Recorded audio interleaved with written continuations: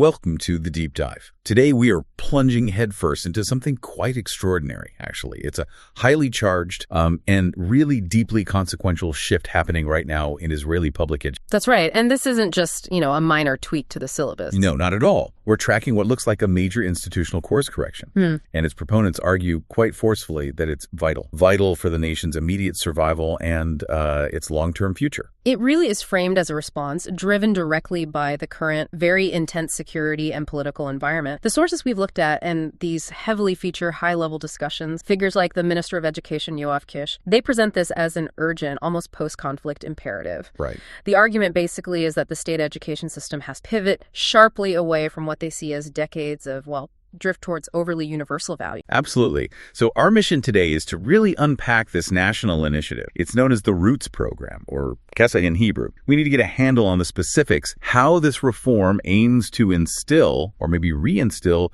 the continuity of Jewish Zionist identity. And crucially, why now? Why is the state mobilizing such a massive budget and so much political will to get this done right at this moment? Exactly. So for you, the listener, we're going to meticulously extract the specific, quantifiable policy change. Things like the new designation of the Tanakh, the Bible, as a core measured subject.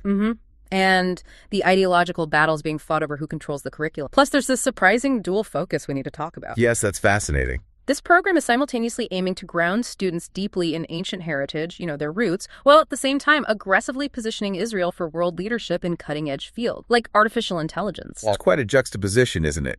Ancient texts and AI. It really is. Okay, so let's dig into the foundational argument. The proponents of this Roots program, they insist that the Israeli state education system, when it was originally set up, had a very clear mission. Right, a fundamental one. To provide a Jewish Zionist education. This wasn't like a side goal. It was the whole point, wasn't it? That's the starting premise, yeah. The historical mission was clear. Establish a comprehensive connection to the core texts, the Tanakh, connection to the historical story of the people of Israel, its tradition, its culture. And the goal behind that. The goal was forging cohesive knowledge, sure, but maybe more importantly, an emotional identification, something that provides what they call host. Resilience. Exactly, resilient. They argue that this resilience is what allows a society, any society really, but especially Israel, to withstand these immense existential pressures. Okay, but the central critique driving this current reform, the reason they're doing this now, is that this original mission was somehow eroded. Slowly, maybe, but surely. They keep using this term, the continuous blurring. Yes, that phrase comes up a lot.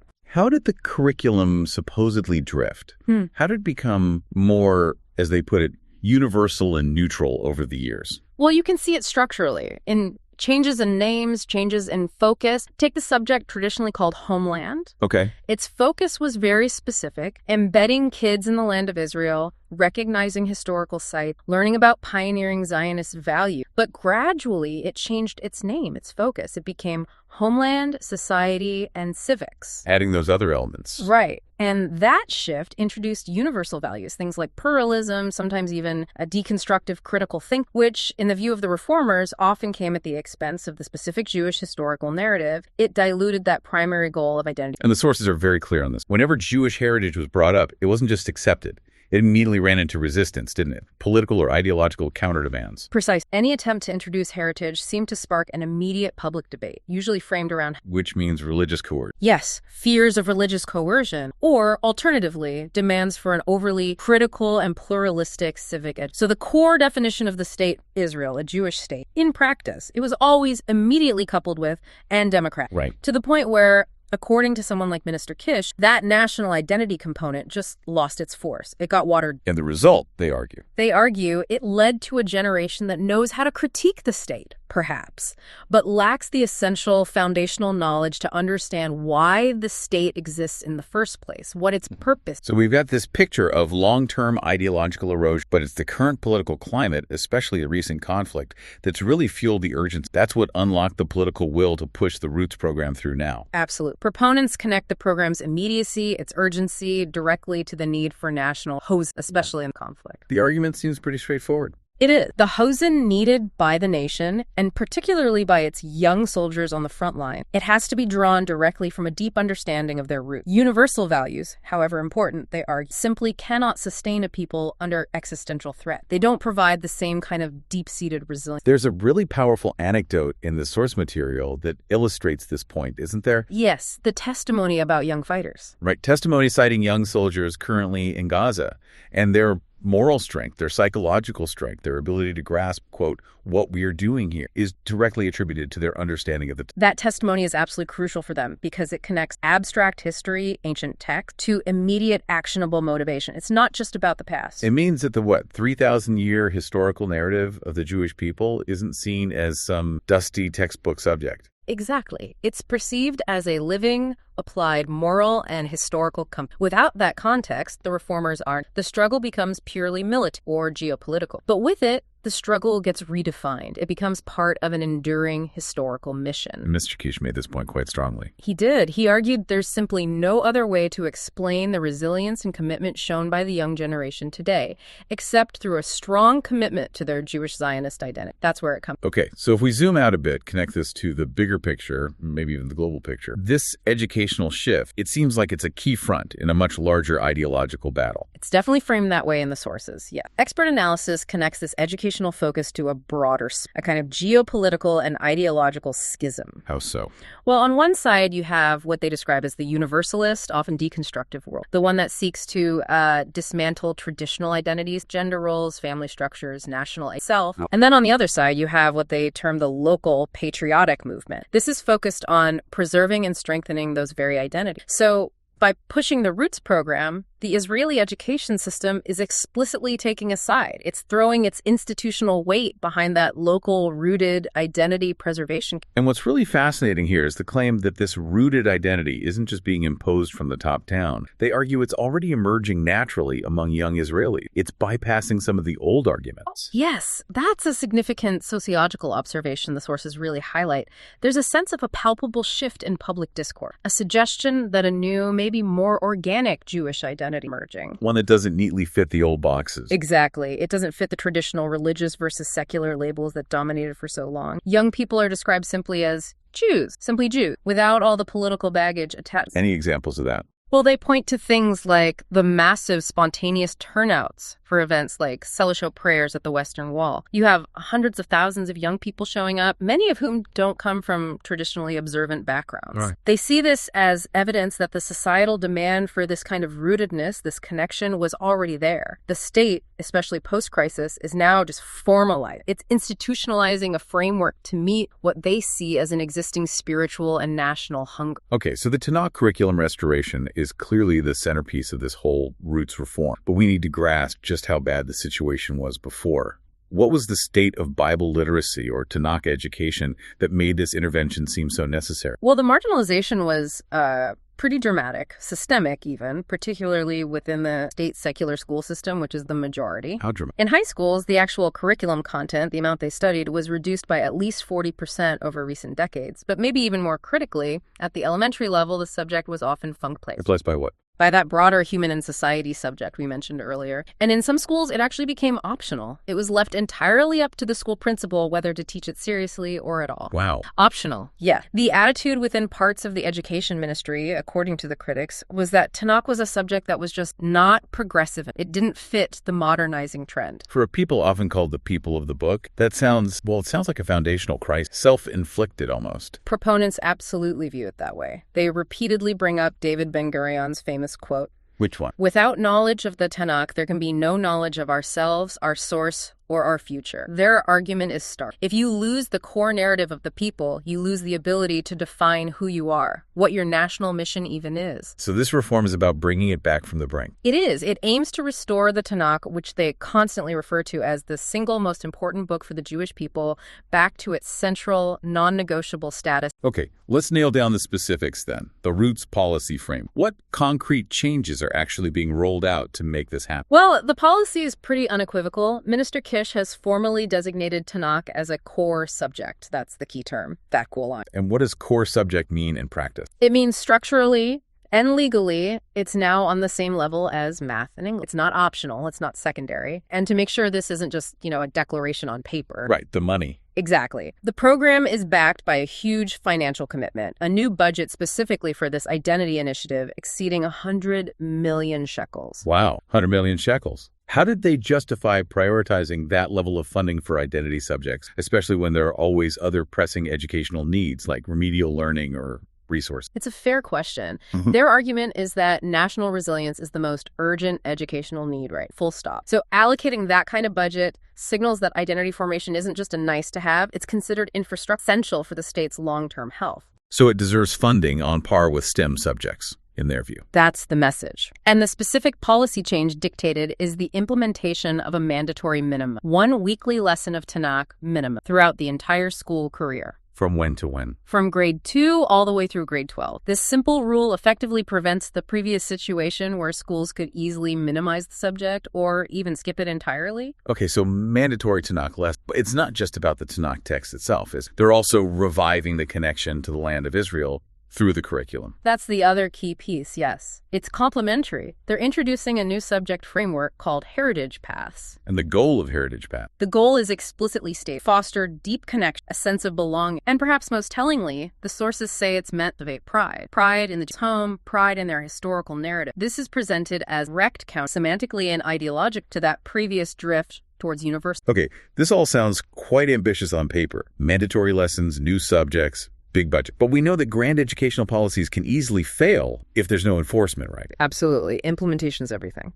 And this is where standardized testing comes in, the Maitzav exam. That seems to be the key mechanism for ensuring accountability here. This is probably the most crucial political lever in the entire program, because proponents know the old saying, what gets measured gets done. Right. So for the very first time, the National Standardized External Tests, the Maitzav exams, will be implemented in Tanakh for 6. Explain that a bit more. Why is introducing a Maitzav exam in Tanakh such an effective enforcement tool? What does this really mean for, say, a school principal on the ground? It fundamentally changes the whole administrative dynamic. See, the Maitzav results aren't just scores for the kids, they're metrics that measure and evaluate the performance of the entire school. And those results are often tied to things like the school's reputation, how much oversight it gets from the ministry, sometimes even its funding formulas. So by making Tanakh subject to Maitzav, administrators and teachers are basically forced to take it seriously. No more optional approach. Exactly. It moves Tanakh from being a potentially negotiable activity, something you could sideline, to a measured requirement. A requirement that directly impacts the school's professional standing, maybe even its financial health. The mandate becomes crystal clear. You must teach the subject deeply and comprehensively. Your school's results will be published. They'll be scrutinized. And what's the timeline for rolling out these Tanakh Maitzav exams? It's aggressive. Minister Kisch announced that a required internal pilot Maitzav exam will happen shortly after Passover this year. That's to make sure schools get ready. A dry run, basically. Sort of, yeah. And then the external mandatory national exam is slated for the following academic year. So very soon. That quick timeline really underscores the urgency they feel, doesn't it? They want this to be a functional reality, not just a policy announcement gathering dust. Absolutely. It signals a strong commitment to making sure this reform actually happens in class. Okay, so this pushback against what proponents call progressive drift, they frame it very deliberately as stopping the progress. And they argue this progress led to a near bankruptcy in essential national conduct. Who exactly is this critique aimed at? What are the specific examples of the marginalization they're reacting? The critiques are primarily directed at policies that were enacted under previous, particularly what they refer to as the change government. The ones they believe prioritize universal civic values over these rooted identity subjects. And the most concrete example of a policy they saw as dangerous. The big one cited was the attempt to downgrade the external high school bag routine. Those are the NAT tests, crucial. Downgrade them in which subjects? Specifically in the core identity, Tanakh, history. And how exactly were they planning to downgrade them? What was the proposal? The proposal was to basically reduce these core subjects from formal, externally graded exam, high-stakes tests to internal assignment, things graded just by the... I see. And why did that raise such alarm bells for the proponents of the Roots program? Well, it raised immense fear, especially with the rise of... There was real concern, articulated by at least one Knesset member, about the impact of generative AI. Like ChatGPT. Exactly. The fear was that if these crucial identity subjects are just reduced to internal projects or essays, students might simply use AI tools to generate passable work. They wouldn't actually acquire the historical knowledge, the textual skills, the deep understanding. So they see the rigorous return to external exams, like the Bagrut, now the Maitzov, as a defense mechanism. Precisely. A necessary defense against what they perceive as potential intellectual and historical evasion, maybe even made easier by... Okay, let's tackle the most sensitive point head on, the fear of religious coercion. When the state mandates teaching heritage concept, Jewish concept, how do the roots proponents square that with the promise of non-coercion, especially in the mainstream secular? This is where they draw a very clear, emphatic line. Those implementing the Roots program insist repeatedly that it is absolutely not Hadat. What is it then, in their view? They frame it as foundational, cultural, basic knowledge. The mayor of Ma'ale Adumim, for example, made this argument quite strong. He said that knowing basic concepts of Jewish heritage, like what a mezuzah is, or a talit, or a tzitzit, is just fundamental knowledge for any Israeli. Like knowing basic geography. Exactly. Akin to knowing basic geography or history. It doesn't matter if you choose to observe religious practices or not. The goal, they argue, is knowledge and connection, not religious practice. But the sources also present the flip side of that argument, don't they? They argue that the real coercion they're fighting against has actually been the pressure towards secularism, or what they sometimes call extreme progressive thinking. Exactly. They flip the script. They cite specific incidents that got national attention, like the story of a school principal who apparently banned a student from setting up a small stand on school grounds to help other students put on to fill in. Okay. For the proponents of Roots, incidents like that demonstrate that the default setting in many parts of the state education system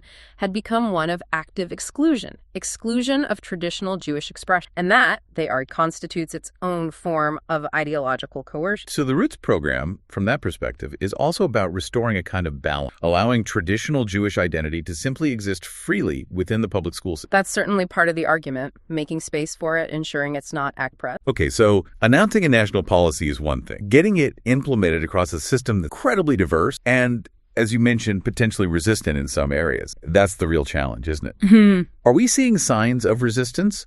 Are city leaders in more secular areas pushing back? Yes, the resistance is definitely noted in the sources. There are reports that city leaders in strongly secular municipalities like Tel Aviv and Herzliya have publicly expressed hesitation, or they're reportedly, let's say, dragging their feet on implementing the full scope of the Roots program. So you get this gap. Exactly. This localized political resistance creates a significant potential gap between the ministerial decree coming from Jerusalem and the reality in the classroom in, say, Tel Aviv. Given that resistance, what kind of enforcement measures are the program's proponents calling for? How do they ensure quality control and compliance? Well, because the risk of execution failure is very real, the sources call for pretty strong administrative measures. There are explicit demands being made for sanctions. Sanctions against whom? Against school leaders, principals, maybe even municipal education heads who are found to be actively failing to implement the national policy mandated by the ministry. What kind of sanctions? They range from economic penalties, things like reduced budgets for the school or district, all the way up to serious administrative action, including, potentially, termination of employment. Wow, termination. That's serious. It is. The level of enforcement being discussed really reflects a conviction that this isn't optional, that ideological resistance or even just administrative foot-dragging must not be allowed to sabotage the program's goals. And there's another layer of concern too, right? About external actors, non-state group, potentially undermining the curriculum through bureaucratic loophole. That's a critical point they raise regarding enforcement, yes. Proponents express deep concern about certain organizations, sometimes backed by foreign funds, allegedly utilizing the Giffen flexible budget system. Explain the Giffen system quickly. It's a system that gives schools a degree of autonomy. They get a budget allocation they can use to choose optional supplementary enrichment programs from external providers. Okay, sounds reasonable in theory. In theory. But critics allege that this system has been exploited, used as a loophole by groups to introduce programs that they claim are anti-Jewish or anti-national. How so? By disguising them under appealing, seemingly neutral titles. Things like pluralism, equality, human rights. So they're demanding much stronger governmental regulation and transparency over these Giffen programs. They want to prevent what they see as ideological infiltration into the core educational environment through the back door. Okay, setting aside the ideological battles for a moment, there's a massive fundamental practical challenge here. The shortage of qualified Tanakh teachers. You can mandate a subject, but but if you don't have enough experts to teach it well. It's just an empty promise. Yes, this is perhaps the single biggest structural hurdle that's openly acknowledged in the source. It's a direct consequence, they argue, of those years of state policies that diminish the subject's importance. So fewer people went into teaching it. Exactly. It led directly to a critical lack of qualified Tanakh instructors, especially in the secular. So what's the proposed solution? How do you fix it? Well, the proposed solution is pretty drastic, but they argue it's necessary. The state simply has to follow the example set in other fields critical, like advanced mathematics or sciences, where there were also shortages.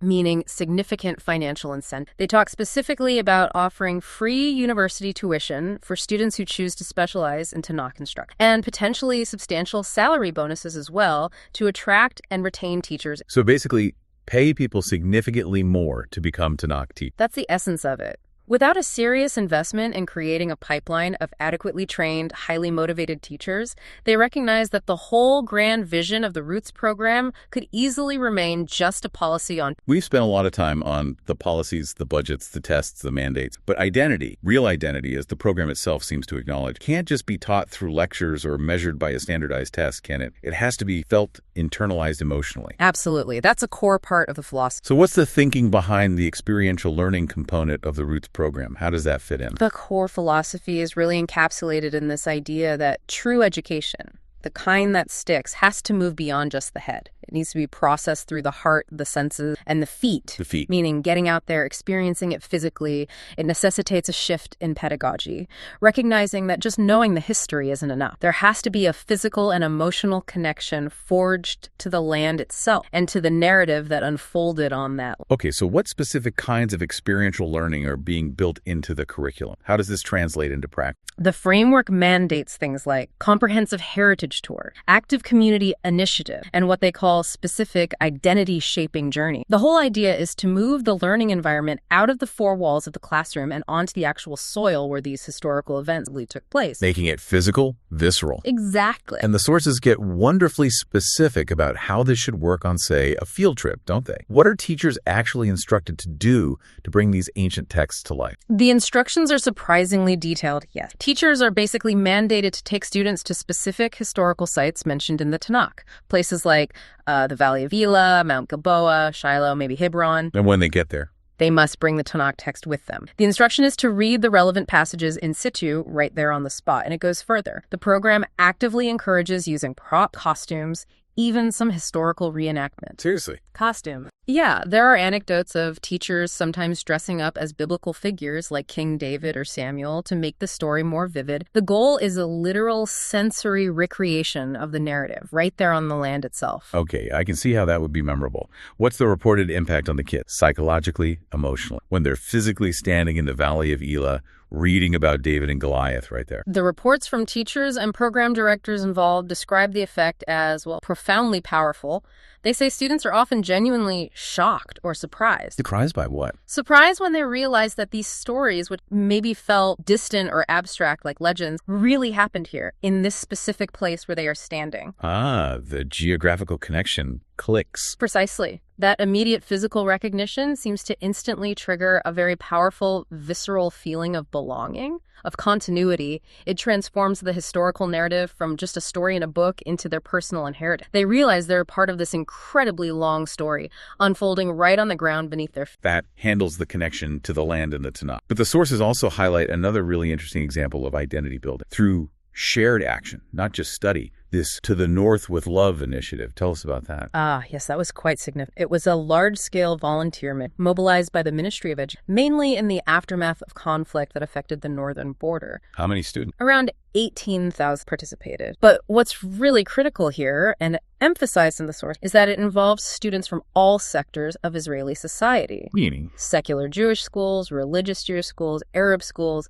even Haredi schools, all working side by side. And what were they doing? Their task was very practical, very hands-on. Restoring damaged orchards, repairing kindergartens, generally helping communities in the north that have been impacted by the conflict, cleaning up, rebuilding. So the identity connection here wasn't forged through shared prayer or studying the same text. No. It was through shared physical labor, mutual responsibility. Exactly. It served as this powerful, practical, and importantly non-measured experience solidarity, both Jewish solidarity and broader Israel. By engaging in collective physical effort focused on helping rebuild the national home, they built a mutual bond, a shared sense of ownership that kind of transcended their usual sectoral divides. And proponents see that. They see initiatives like this as the ultimate realization of applied citizenship and resilience, where identity isn't just something you know, it's something you do. It's expressed through acts of loving kindness, and through a tangible sense of shared fate and responsibility. This really leads us towards this spiritual dimension that seems to underlie this whole approach. If test scores and heritage tours are only part of the picture, what's the ultimate measure of success? Sure. From the more philosophical or rabbinic perspective that's articulated in some of the sources. That's a crucial point. The rabbinic perspective presented emphasizes that success can't and shouldn't be limited just to external metrics like test scores, because the core belief articulated is that every Jew possesses a soul, a neshama. And Jewish learning at its deepest level is ultimately about awakening that. It's not about external imposition of facts or practice. So how do you measure an awakened soul? Well, you can't directly. So the true measure of success, they argue, is seen much later, years down the line. It's whether the graduate, as an adult living their life, maintains that sense of connection. Do they actively demonstrate acts of loving kindness, cheesed in their daily interactions? And perhaps most profoundly, are they willing to sacrifice, to dedicate themselves, their time, their resources for their priorities, their family, their community, their nation? Success in this is about enduring character. It's about applied moral values lived out over a lifetime, not just academic achievement in school. Okay, we've spent a lot of time exploring what Minister Kisch calls the first stable leg of his vision, this deeply rooted identity, the heritage, the value, what he terms binat halev, the understanding of the heart. Right. But there's a second stable leg, this aggressive push for future-oriented excellence. What does that entail? And how on earth does the education system plan to balance these two priorities? They seem almost contradictory: ancient roots and hyper-modern future. It's explicitly a two-pronged strategy in Kisch's vision. He argues the Israeli graduate needs both. They must be deeply rooted in heritage and simultaneously future-oriented in excellence. Excellence. Meaning science, technology, engineering, math, STEM, and especially now, artificial intelligence, preparing them for a highly competitive, rapidly changing globe. So the system is tasked with driving forward this massive identity overhaul, while at the exact same time executing an incredibly aggressive technological. And they don't see these as competing. No, they're presented as mutually reinforcing, both essential for national strength. You need the roots for resilience and purpose, and you need the technological edge. Okay, so what are the specific high investment programs that are backing this technological leg? Where's the money going? The primary vehicle mentioned is the Israel Realistic Program. This is a major multi-year, and the investment here is even bigger, reportedly exceeding $1 billion. $1 billion shekels. Yeah. For what goal? The goal is stated very clearly: dramatically improve Israel's educational performance in those core STEM, with the explicit aim of getting Israeli students back into the top 10 in international rankings like PISA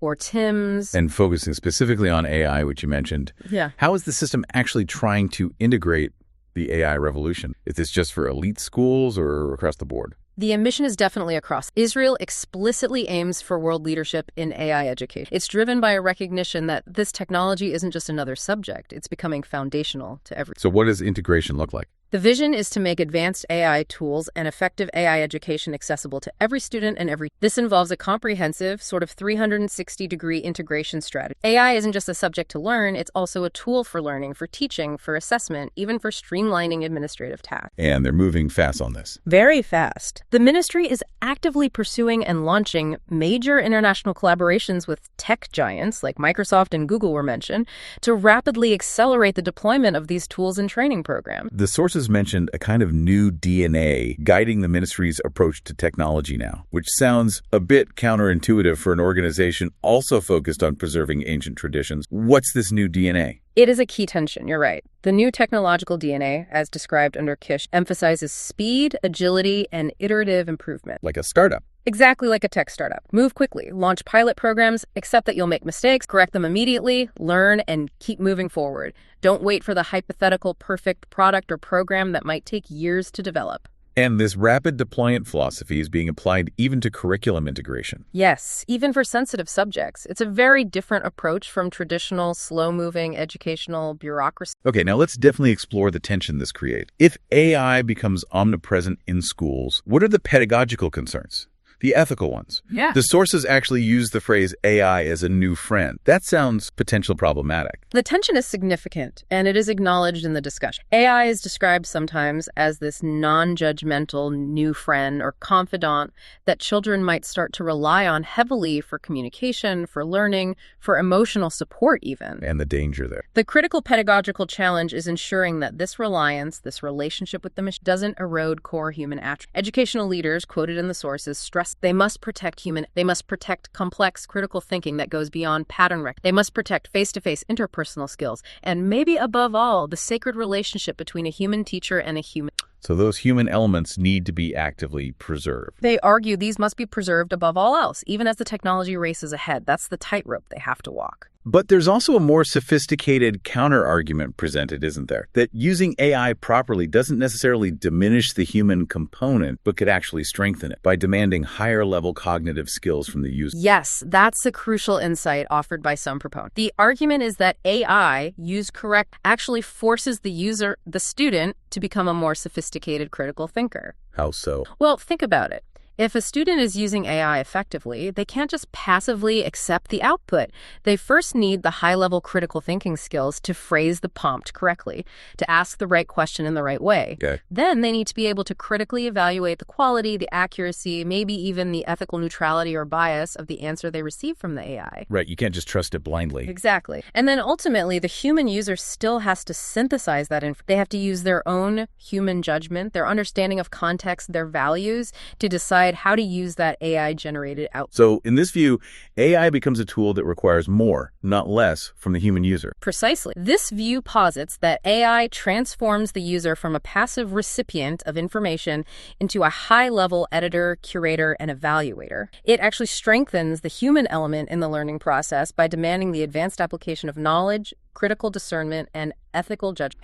#Tagatotro. Wow. Okay, this deep dive has given us a really granular look, I think, at this Roots program. To try and synthesize what we've discussed, this is clearly far more than just a simple tweak to the syllabus, isn't it? Oh, absolutely. It's a full-blown institutional course correct. And it seems driven by a perception, right or wrong, but strongly held of existential necessity, especially emphasized in the context of ideological battles and the recent conflict. The state seems to be making a very clear, almost unapologetic statement about the core identity it wants to foster in its next generation. Definitely. And we see that clear two-pronged strategy we talked about. On one hand, the state is using hard metrics, standardized tests like the Maitsov, to mandate and enforce the teaching of identity and heritage study, real teeth behind the policy. And on the other hand, simultaneously, it's committing truly monumental financial resources, billions of shekels, to achieving technological prowess, particularly in AI and STEM. The goal seems to be the creation of a graduate who is somehow both deeply rooted in the past and traditions, and also hyper-competitive global. It really shows, doesn't it, that the ongoing debate over what Israeli students learn in school is fundamentally a debate about something much bigger. It's about what the future version of the state itself will look like. Exactly. It's a profound ideological contest being waged with everything from ancient texts and heritage tours to standardized assessments and cutting-edge AI. Which brings us, I think, to one final, maybe provocative thought for you, our listeners, to consider as we wrap up. Go ahead. The ultimate success of this entire massive ambitious identity program. The Roots initiative, it seems to depend almost entirely on the quality, the motivation, and the dedication of the people actually executing it in the classrooms day to day, the teachers. That's undeniable. Policy is one thing, practice is another. Right. So given that the sources themselves explicitly acknowledge this severe structural shortage of qualified Tanakh teachers, and given that the enforcement mandate for teaching the subject is now absolute, thanks to the Maitsov, the question is, will the state go far enough? Will it truly incentivize this expertise, perhaps with unprecedented financial commitments that go beyond just free tuition, maybe substantial long-term salary increases, improved working conditions? Will they do enough to ensure that this ambitious vision actually translates from policy papers into an enduring national reality? Or will the teacher shortage ultimately undermine the whole project? That is the billion-shekel question. Whether the investment in the human capital, the teachers, will match the investment in the policy itself, something to definitely keep an eye on.